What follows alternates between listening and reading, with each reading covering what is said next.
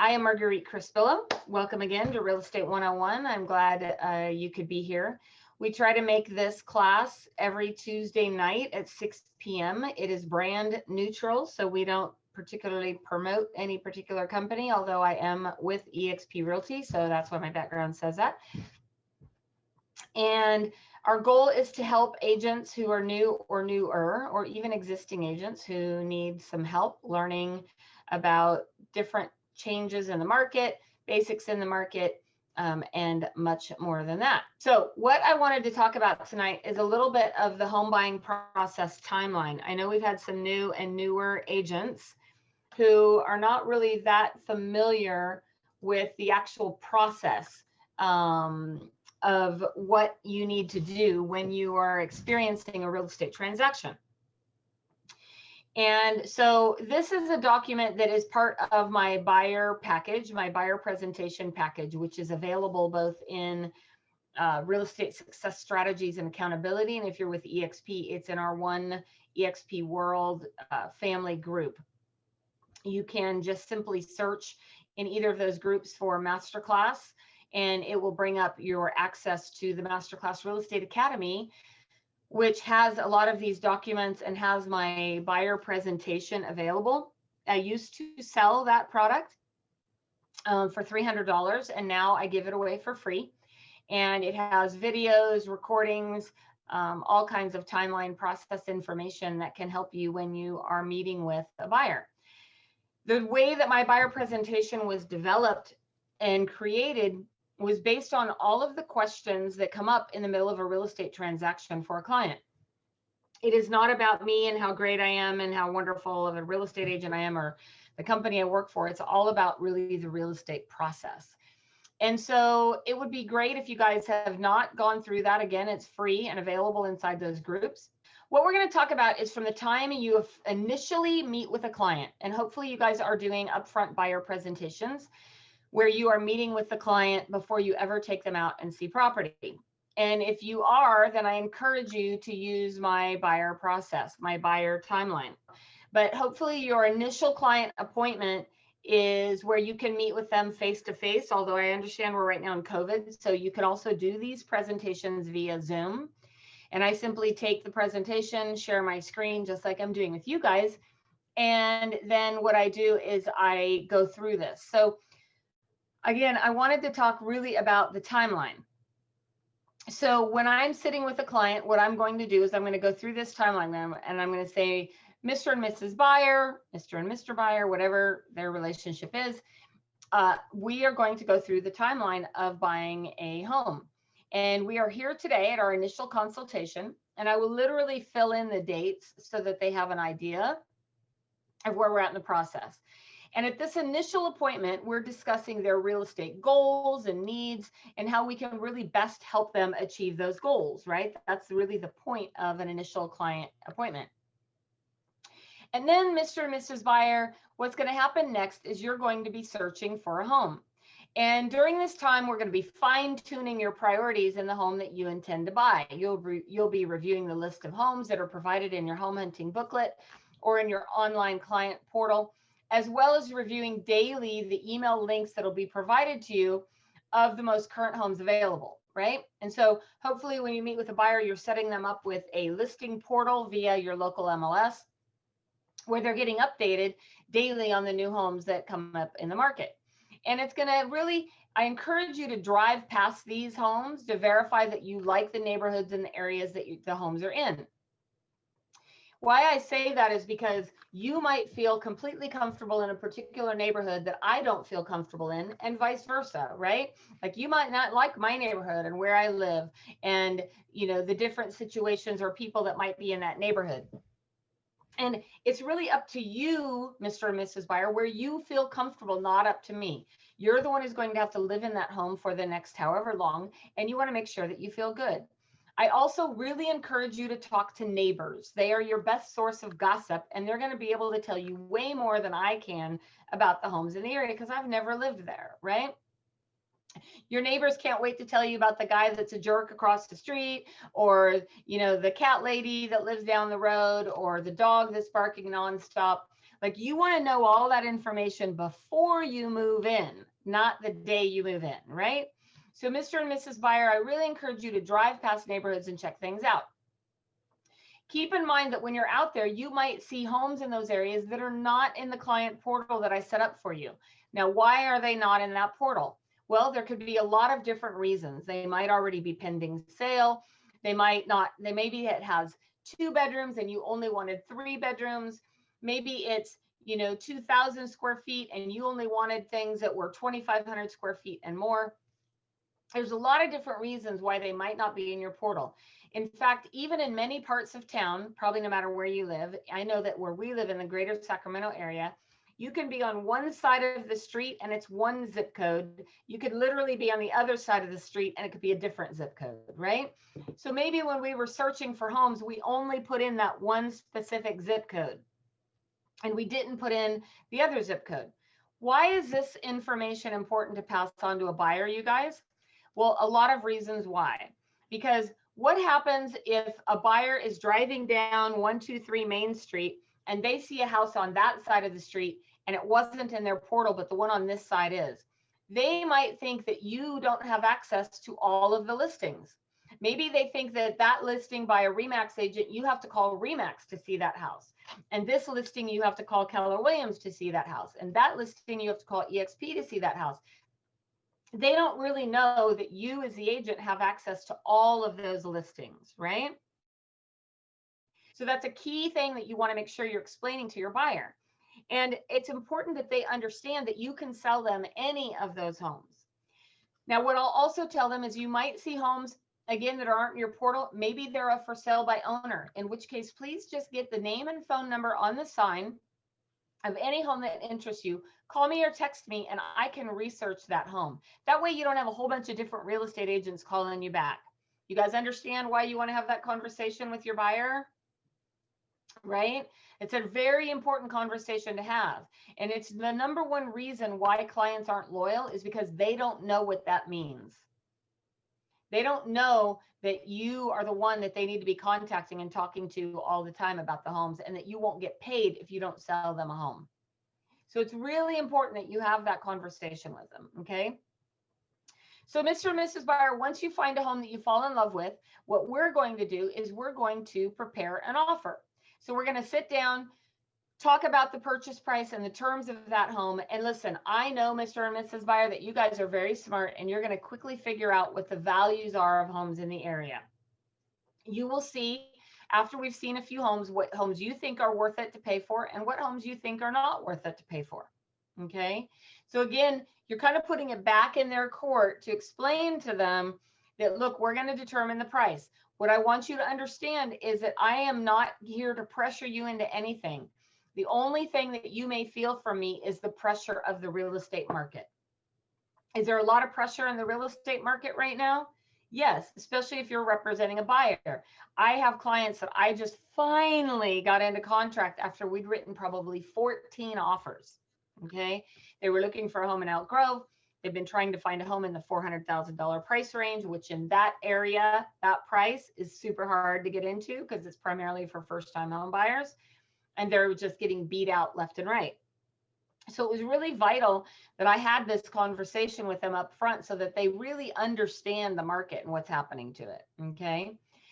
And again, they're going to start to figure that out. And you want to make sure you tell them, look, you guys are going to understand what's happening to the market. As soon as we go out and see a few homes, you're going to see. So whenever we sit down to write an offer, we're going to talk about what we need to do, how badly you want this home or don't want this home, and what we're going to have to do to negotiate the best on your behalf. Okay. So again, once we get a home accepted, an offer accepted, you're going to put your earnest money deposit into title. That's some of the upfront costs that we've discussed in the buyer presentation. The upfront costs are things like earnest money deposit, paying for your inspections, paying for your appraisal and credit report, and discussing closing costs. Again, that's another part of this presentation that we won't dig into tonight, but it's something that you'll go through in the presentation. So once your offer has been accepted and you've put your earnest money deposit down, the next part is when our timelines begin. Now, a typical escrow period is anywhere from 21 to 45 days, depending on what we negotiate. But for these purposes, we're going to pretend it's a 30-day escrow. As soon as that offer is fully ratified and executed by the buyers and the sellers, and we have an accepted contract, we're going to call you and say, woohoo, congratulations, it's party time. And now our clock starts ticking, meaning that our time periods begin, and we have 30 days to get this transaction closed, which means we need you to do what we say when we say, so that we can stay within the timelines and guidelines that we've laid out in the contract. So once that offer has been accepted, it's a countdown to our celebration day when you get your keys, right?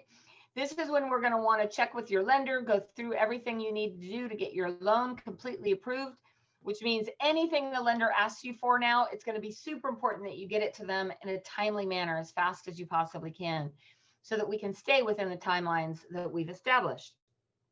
This is also when our transaction manager will be contacting you to arrange the inspections and keep you up to date on the entire transaction. Okay, this is where you could actually insert somebody's name if you have a specific transaction coordinator you're working with. Like I would say, my transaction manager Vicky is going to be reaching out to you tomorrow and go over all the timelines with you and help keep everything in check. All right, so again, our timelines have started ticking, which means we have an inspection period. It's typically 17 days, but it depends on what we negotiated in your contract. Now, we strongly recommend a home inspection, and we'll be calling you to arrange this. This is the perfect time to talk to those neighbors in the area, right? And we have a list of different types of inspections you can get. The most common are home inspection, pest inspection. We're even doing one now that if the house has a pool, we would want the pool inspected. We may want to have a sewer scope where they run a camera down the sewer line to make sure there's no issues or roots in the sewer. If the house has solar, we may want to have a solar inspection done. A lot of these inspections, you can decide which ones you want to have and which ones you don't. Now, once all the inspections have been completed and the disclosures have been received, we will contact you to do what we call our 17-day review. This is where we kind of bring everything together. We review the inspections, the disclosures, we review everything and make sure you still feel comfortable buying the home. If for any reason you don't, or we cannot negotiate any repairs that are essential or that you feel strongly about, that's the opportunity for us to back out. And at that time, we can back out, get your earnest money deposit. You will have lost the money that you spent in inspections, but hopefully, you know, that's going to be worth it when we go find you a better home. Now, rarely do they actually cancel during this period, but it is an opportunity. If you just feel really strongly that this is not the home for you, this is the time we can do it. Once we get those inspections, we have the right to request repairs, meaning that we can ask the seller to do all the repairs that come up in the inspection reports. The seller has the right to say yes, no, or maybe. Yes, we'll do it all. No, we're not doing anything. Or tell you what, we'll meet you in the middle. We'll do some, you do some. Or maybe we negotiate a simple credit, a credit that can be applied to your closing costs so that you can get those repairs done after close of escrow if you want to have them done yourself, right? So once we get past all of those inspection contingencies and we negotiate any request for repairs and agree to that, guess what? Now we're getting down to the wire and it's going to get really quiet and you're going to think that we've forgotten about you. We haven't forgotten about you. We're just doing lots of hard work behind the scenes to make sure that everything is lined up and getting taken care of. The lender is getting all your final loan documents approved and getting ready for you to go sign your final paperwork so that we can get you your keys.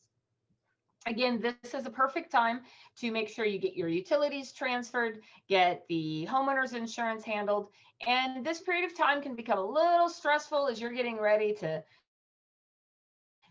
move and pack up and all those kinds of things. So this is just a great time to make sure you stay in contact. Reach out to us if you have questions or need help or need guidance with anything. All right, then we're going to get down to the wire. It's going to get kind of crazy again as we tell you that your final loan documents are in title. You will need to bring, usually they will arrange a mobile notary. Back in the day, we used to actually always go to signings and we would sign in our office at the title company. Now, many times during COVID, they are sending a mobile notary out there for you. This is a perfect time to make arrangements, if possible, for someone to take care of your children so you can concentrate on all the paperwork you'll need to sign. Be sure and warm up. There's a lot to sign, right? Now, you want to make sure that you have current identification available and that your homeowner's insurance has been prepared and taken care of. Again, if you need help with that, we're here to help you. Once you sign your final loan documents and your paperwork, then all the paperwork is going to go back to the title company. It will go back to the lender who prepares everything to fund and record. It usually takes about 2 or 3 days for that to happen. Once we know that it has funded and recorded, we're going to call you and say, woohoo, congratulations, let's celebrate, right? We'll get to do a walkthrough, usually the day before it funds and records, but on the day it funds and records, we'll get to meet you at the property, depending again on your contract that we didn't negotiate a rent back or anything, and we'll get to give you your keys, and then you get to celebrate, right? That's the best part and the funnest part. Now, we love to take pictures, so be sure you're prepared when you come, because we're going to be taking pictures of you and your family in front of the house if we can. Now, once we've closed, this is not the end of your relationship with me. I am your real estate agent for life. And so my goal is to once a year, we'll do an annual review of the value of your home. This is not designed to call you to sell your home. It's just to help keep you up to date on the current value of your home and what is happening in your area. This might also be a perfect time to review all your finances, make sure you're on track to obtain your home ownership goals, right? We can even discuss improvements to your home and how this will impact the value and the equity in your home. And we just honestly love to hear how you're doing. So this is really what I go over with clients and the timeline that I give them. And this will also help you as a real estate agent understand where you're at in the process and what you need to do. Does that help you guys understand that a bit more? Do you have any questions about what we talked about? I do have a question, not necessarily regarding this document, but maybe just during the request for repairs. In your opinion, what's more beneficial to the buyer, to reduce the price of the home or get a seller credit? So it really depends on their personal financial situation, but my personal preference is always to get a credit. So let's say you're the buyer, Keisha, and I'm representing you as an agent. Think about it this way. If you're representing the seller, do you think the seller is going to find the best quality person to do those repairs, or are they going to try to get them done by their brother Billy Bob, right? And get them done as cheaply as possible? So, and you also don't want, as an agent, you don't want that liability to come back on you, because the seller hired Billy Bob to repair the sewer line, and he went out there with his duct tape, right?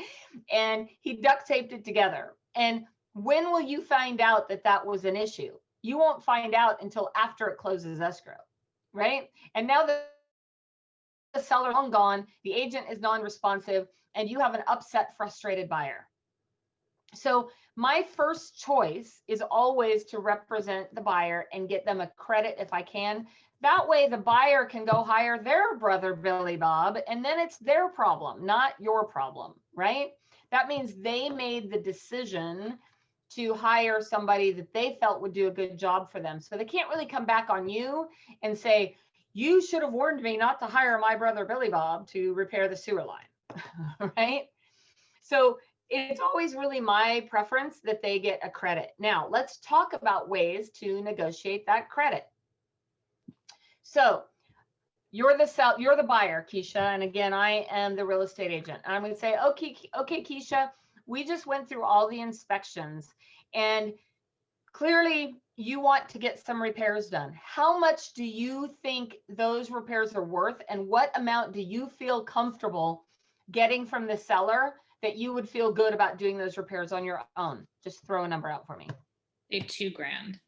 Okay, so here's what I'm going to tell you from behind the scenes. I'm going to say, awesome, Keisha, I'm going to go see what I can do to get a couple $1,000s for you. Am I going to go to the seller and just ask for $2,000 because I know you want $2,000? No, I'm going to go to the seller and say, look, Mr. and Mrs. Seller, the buyer's a bit stressed out. There was a lot more work. She's a single mom. She doesn't have the money or the resources or whatever your story is, right? Veteran, I mean, whatever the story is of your clients. And she would like the seller to contribute $4,000. Okay. What do you think the seller is going to come back with? 2. And guess what? Who's a hero now? I am. Absolutely. So it's better to ask for a credit versus a price reduction to get those repairs done. Well, again, here's the reason why a credit would be better. So let's just pretend that you are a single mom and you are doing an FHA loan and you've taken every single penny that you have to buy this house. It's going to help you to get a price reduction on the house. That's going to adjust your house payment by, I mean, for $2,000, that would adjust your payment by what, $12? Or would it be better to say, Keisha, guess what? Instead of you having to come to title with $15,000 for your down payment and closing costs, you only need to come in with $13,000. Okay.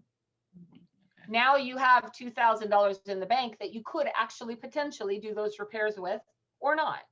But now you have the money in the bank. So the only time I would ever negotiate a reduction in price is if it was a cash deal. Oh, okay. That so helps. If you were a single mom again and you're paying cash $400,000 for this property, then let's get it at $398 instead of $400,000. Okay. But if you're in that situation where, you know, you're and most people are, right? Most people are really literally, I mean, cleaning out their bank account if they're not borrowing from, you know, getting gift funds from family and friends to get into a home. So $2,000 is a lot of money. And it's way more money than $12 a month over 30 years.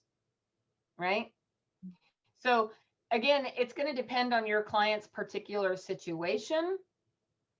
But my personal preference is always to get a credit. Okay, that helps. Thank you. Yeah.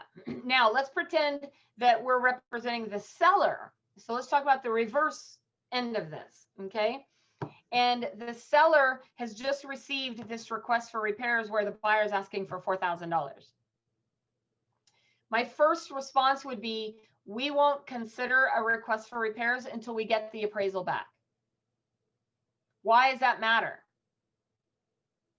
Because number one, nothing will irritate you and your seller more than you just got done negotiating $2,000 in repairs, and now the appraisal comes back $5,000 shy.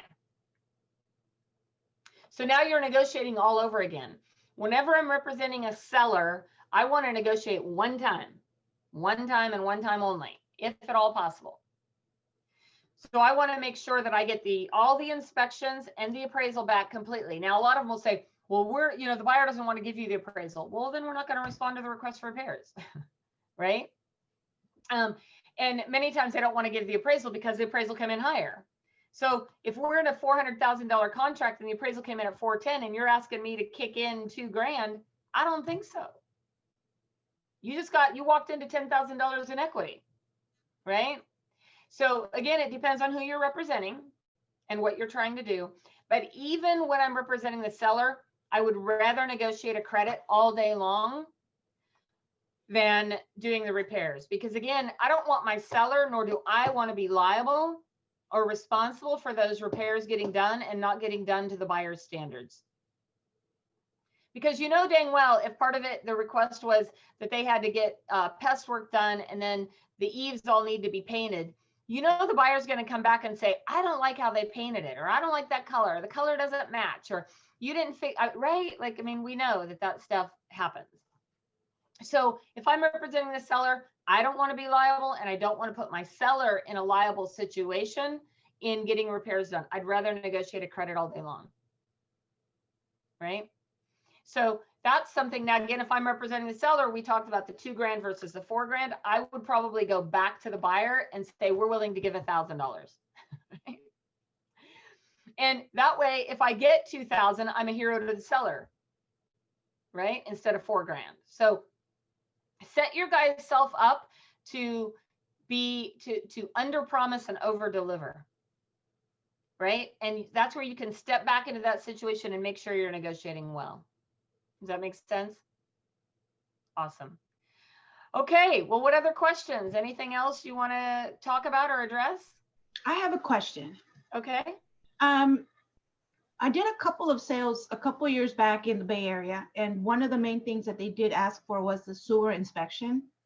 And I'm starting to see that here. Is that something that is expected now, or is it just based on the year of the house or location? All of the above. Okay, so it did not used to be, honestly, up until probably 5 years ago, I even heard of it. I mean, I've been in 27 years in real estate. I had not heard of sewer scopes. I mean, I kind of randomly heard about it, but it wasn't anything that a buyer did. So here's what kind of happened with this transaction. The buyer, the house was built in the 50s or 60s or something like that. And the buyer, my husband's bringing me dinner. Isn't that sweet? Thank you. The buyer, the house was old, and the buyer's brother or uncle or somebody like that was a plumber. And he said, hey, there's a big old tree in the front yard. You may want to get that checked. I'm so glad she spent $200 getting that done. It was the best money she spent, because what we found is that the roots had damaged the sewer line. So let me backtrack a moment. Any homeowner is responsible for the sewer line from the house to the street. The city is responsible once it gets to the street. But if you've got a tree in your front yard, or there was a tree there or anything, and that sewer line has been damaged, the homeowner is responsible for it. And it's usually anywhere from $5,000 to $10,000, because they have to excavate the whole line, replace the whole line, the whole bit. So honestly, I give the buyer the option. If it's a newer home, I can say it might not be required, but do I ever want to be responsible for telling a buyer not to get an inspection? Heck no, right? And so usually I will just go through and say, these are all the options for inspections. Please tell me what you would like to have done. I always put it in the buyer's court to keep the responsibility off of my plate. Does that make sense? Okay. So yeah, I mean, same thing with, we never did solar inspections. I didn't even know that was a thing until just really a couple of years ago. And I know that the home inspection company I use locally, CalPro, is one of the only ones that actually does solar inspections as well. So if a house has solar, obviously, if it doesn't, not an issue. But I don't ever want to be responsible for making that decision for a buyer. I would just simply say, this is a list of all the inspections that are available and recommended. Would you please tell me which ones, Claudia, you would like to have done? So that way it takes that pressure off of me and the responsibility off of me and liability. How would you present it so that they do not try and put it back in your court? I've had a lot of first-time home buyers that have been scared, don't know the process, and the first thing they do is, whatever you think, Claudia. I'm like, I don't know. I can't. Again, I can't. I will say this probably 10 times throughout the process. You know what, Claudia? I'm not the one who's going to have to live in that home or be responsible for it. So these are the ones I recommend. If you're going to ask me what I recommend, I would say get all of them. Okay. Because I don't want to pick it. I don't want to pick and choose. I don't want to say, you know what, Claudia, I don't think you need to get the sewer scope. And then sure as hell, what happens? They move in, and 2 weeks later, they got to spend 10 grand. And they're going to say, well, Claudia, you told me I shouldn't need to worry about that the house was too new. Yeah. You don't ever want to put yourself in that situation, right? Would you ever ask a seller to pay for those inspections? I've asked, but it's not typically a seller responsibility. Okay. And again, do you want the seller to go hire his buddy Billy Bob, who, just got his maybe he doesn't even have a home inspector license, but he's a heat and air contractor, and he's going to come out and inspect the house. I'm very cautious about liability, and it's not that I don't want to take responsibility, but it's not my responsibility. It's not my house. I don't have to live there. Right. I mean, I don't want that to come back on me to say what I recommended or didn't recommend. So, now another thing, I do the same thing on the request for repairs. When I get the home inspection back, I say, listen, Claudia, here's the summary pages and here's all the repairs suggested. What would you like to request? And if they say, well, what do you recommend? Well, if it's up to me, I would ask for everything. That way the seller can negotiate and the buyer negotiate what they're willing to do or not. Now, you will always get an agent on the other end who's pissed off, and they'll say, I can't believe you're asking for all this nitpicky, all this little stuff. This is ridiculous. Why would you ask for all this? Don't you have any control over your client? I'll say, well, I do have control over my client, but it's not up to me to control them. It's up to them to decide what they're comfortable with and what they're not. They're asking your seller to take care of everything. If your seller, just have your seller come back with what they're willing to do and what they're willing not to do. What I can tell you too is that 9 times out of 10, the seller is willing to do way more than the buyer wanted. And or it's a perfect opportunity to negotiate that credit. But I'm never going to be the one to decide, well, Keisha, maybe you shouldn't get this done. Maybe, you can change your own light bulbs, can't you? I mean, and then to come to find out, I've told Keisha, don't worry about the light bulbs, and find out it wasn't light bulbs after all. It was a electricity shortage and something happened to the house. I mean, can you see how all these things can go sideways? And so here I'm trying, to make Keisha feel like she's being nitpicky when, she's got 2 kids at home and her house started on fire because the electricity wasn't, I don't ever want to put myself, or my client for that matter, I'd rather let her decide. She's smart. She can decide what she's comfortable with.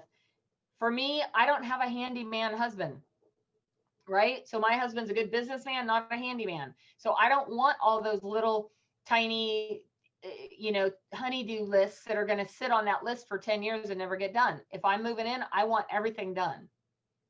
Where, you might have another client whose spouse is, in construction. He's like, oh, don't bother, I'll take care of that. Okay. But it's not up to me to decide that. I don't want to be the decision maker in that. Does that make sense? Okay. All right. Any other questions?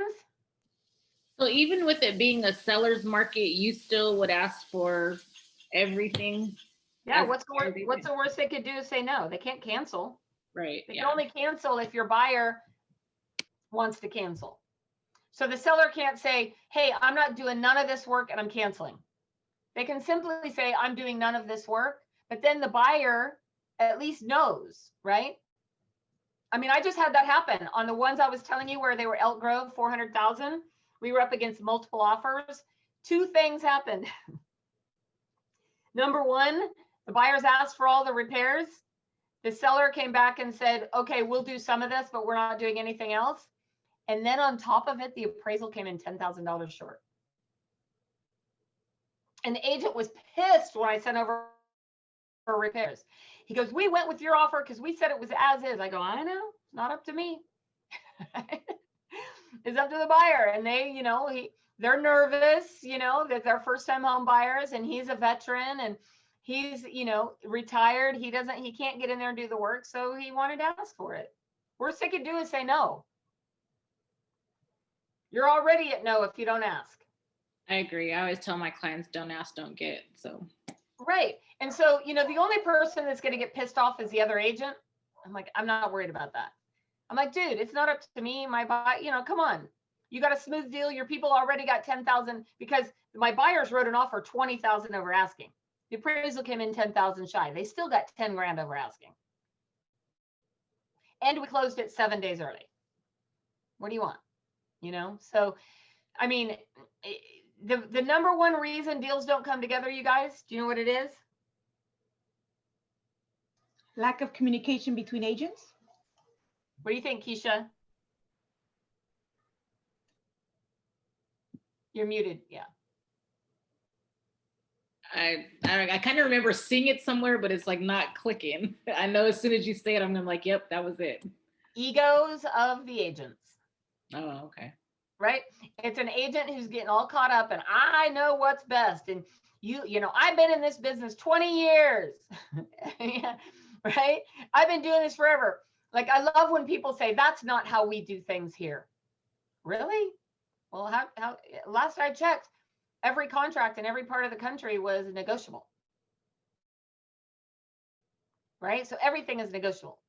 It just is what it is, right? So I just think it's the ego of the agent. You get an agent on the other end, they're like, they want to look like a hero to their client. Well, I get that. So let's find a different way to make that work. Even if houses are being sold as is, do you still think that they're like everything's still negotiable? Absolutely. Do you have an inspection period in the contract? Yeah. Can the buyer back out based on that inspection period? Yeah. So Keisha, what do you want me to do? Do you want my buyer to bail and you have to go put it back on the market and start all over again? Or can we negotiate a little credit or some repairs here? Okay. Makes sense. Right? So, and then you get to go back to your seller and say, look, here's the deal, man. We can either cancel and we can put it back on the market and deal with showings, and we may now get a lower offer, you know, or we can negotiate $1,000 in repairs and move on. I warn my seller, if I'm representing a seller, that that may happen. I say, look, we're selling it as is. I know you want to sell it as is, but tell you what, you know, here's the deal. They will probably, once they get their inspections, come back and ask for something. And we have the right to say yes, no, or maybe. So as long as you're warning them ahead of time, usually I'll go, okay, Keisha, remember when we talked and I told you they're going to come back, you know. So like I had a situation where I sold a house in down by William Land Park. House was listed at 500,000. We sold it for 580. And I told the buyer, I go, look, they really want to sell it as is. They don't, you know, they don't want to do any repairs. He's like, yeah, no problem, no problem. Sure enough, they came in and I warned the seller. I said, look, we're gotten 80 grand over the asking. They have a right to ask for inspections and repairs, and you know, we could have an appraisal issue. So I'm just warning you that could happen. Well, sure enough, they came back. The house appraised at 540, but the buyer still came in with the difference, and they asked for, and my seller says, well, they're going to probably ask for 40 grand off, aren't they? I don't know. We'll see.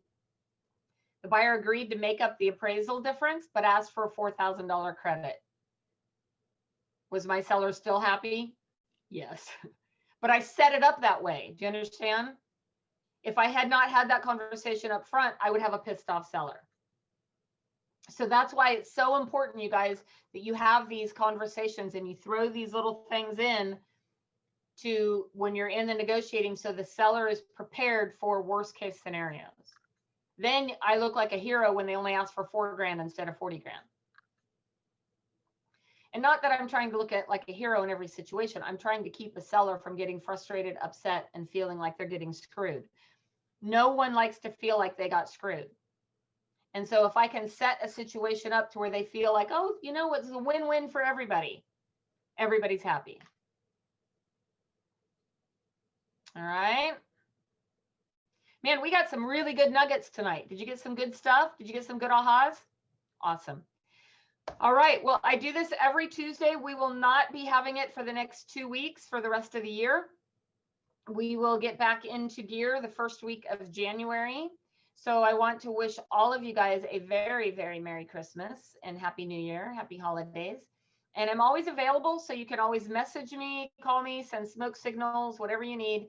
If you need help or support for anything, if you don't, feel free to, don't hesitate to reach out. And then I encourage you guys to get other people on this call. Again, the more that's here, the more questions we answer and the more help and support you can get. Thank you. Merry Christmas. Thank you. Happy holidays, everybody. Happy holidays. Thank you. All right. Bye. Bye.